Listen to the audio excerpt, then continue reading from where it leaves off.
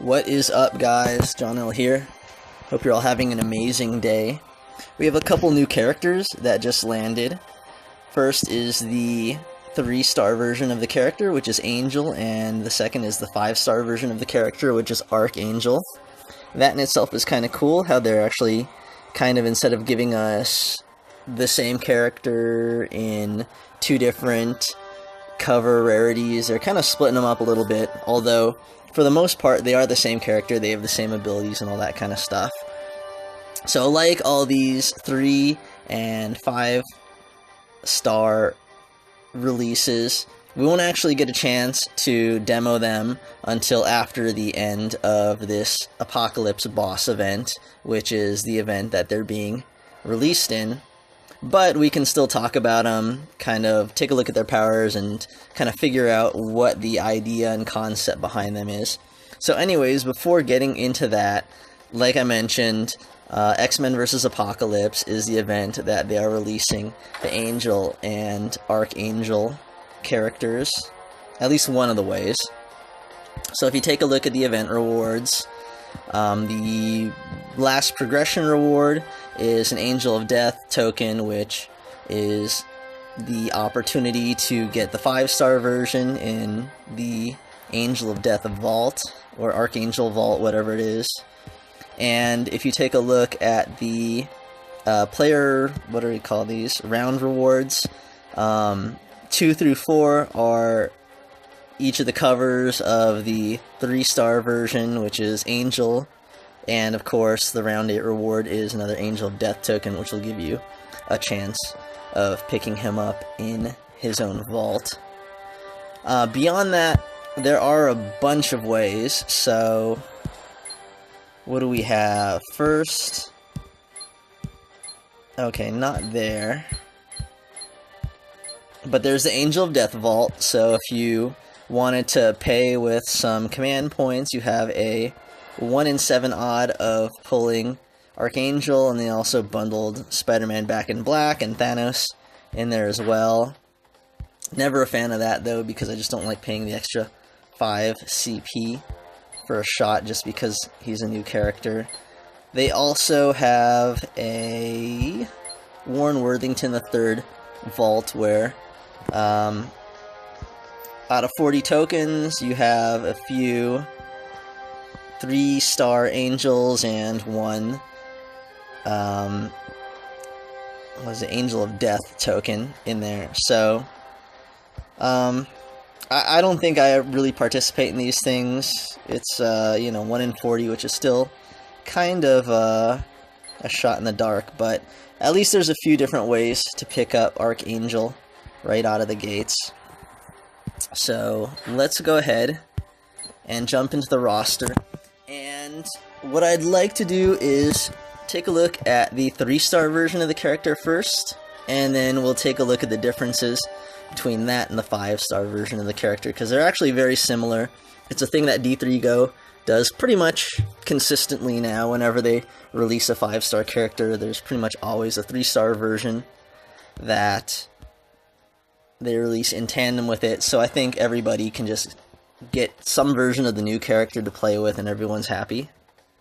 So the 3-star version of the character, like the 5, is a blue, green, black, and cool art. I mean, this is definitely a newer version of the Angel. It's not the classic one. So the first attack for the 3-star version is Angel of Attack. It's blue, it's 11. Angel dives and swoops, picking off his foes before they can get a beat on him, deals X amount of damage and stuns a target for 2 turns at 3 covers, and deals more damage and 3 turn stun at 5 covers. So this is just a very basic attack. It's just damage plus stun to like a specific character. At 11, it's a little bit expensive. I think you just need to see how this scales up. Again, my Angel is super low in levels because I only have 3 covers for him. But even at 11, unless this thing ends up just dealing monster damage, it's not really that great of a power. It's got a cool stun and stuff, but this is definitely not anything kind of fresh and new. So I would say this is kind of a cookie cutter power, nothing spectacular. His second power is enemy down. At 3 covers, it's 10, it's green. Another kind of somewhat expensive power. Angel lets loose a flurry of cosmic flame feathers, burning his enemies. It deals 471 damage and creates 1 strength, 30 green attack tile. So, I didn't say it previously, but his blue power is a little bit different. There's a cool bonus for the 5-star. For this green power, it's very similar but a little bit different. This version of Angel, for his power, again, this is nothing spectacular at all. It's a damage and then creates a strength, attack tile, excuse me, not a strike tile. At 5 covers, again, a little bit more damage, and 2 attack tiles. So this is definitely, those 2 powers, definitely nothing we haven't seen before, I would say. Those 2 powers, very cookie cutter, very unimaginative, and very stock. However, the last power, I think, is pretty much the reason why you'd want to get Angel. It's really the only thing that actually makes Angel interesting at all. It's called Aerial Superiority. It's black and it's 7, so it's pretty cheap. And Angel soars overhead, isolated from his team, where he can control the flow of battle, create 2 4-turn countdown tiles of a chosen color, which each deal 359 damage, while an aerial superiority tile is on the board. Neither team may gain AP in its color. That is interesting. At 5 covers, 2 4-turn countdown tiles. Yeah, okay, so that remains the same. Looks like, yeah, the only thing that changes for the 3-star version of Angel is just the damage from 3 to 5 covers. So it looks like it just about doubles. So this is kind of new. It's kind of cool. They made this cheap. You can definitely see that they're just gearing everybody to use this power. The other 2 are kind of just really more or less expensive, very stock cookie cutter powers. And this is like the new one. So basically, you pick a couple countdown tiles, or you pick a couple colors. For 7 black, you throw down these 4-turn countdown tiles, and while these countdown tiles are on the board, nobody can get AP in those colors. So that's kind of cool. For the 3-star version, the 5-star version is way better. We'll take a look at that in a second. But if you do end up picking up the 3-star version of Angel, of course, you're probably going to want to get this in... Well, actually, you could probably leave this at 3 covers, because unless you're really looking for more damage, which doesn't really seem like that's the spirit of this power. The main thing that is happening with this power is the 2 4-turn countdown tiles that negate the ability to pick up AP in those colors. So probably, yeah, 5-5-3 build is probably like the most realistic thing for Angel, unless of course this power just like balloons like later on and you do a ton of damage for these countdown tiles. But what you want to do is pick a team with Angel and 2 other characters, and then just make sure that whatever characters you pick, you aren't overlapping in colors for whatever powers you really plan to use against the opposing team. Because what you'll want to do is just use this black power to shut down the colors that the other team is going to be primarily using for their attack. So it's really cool. I've never seen anything like this yet in Puzzle Quest. This would be the cool new feature.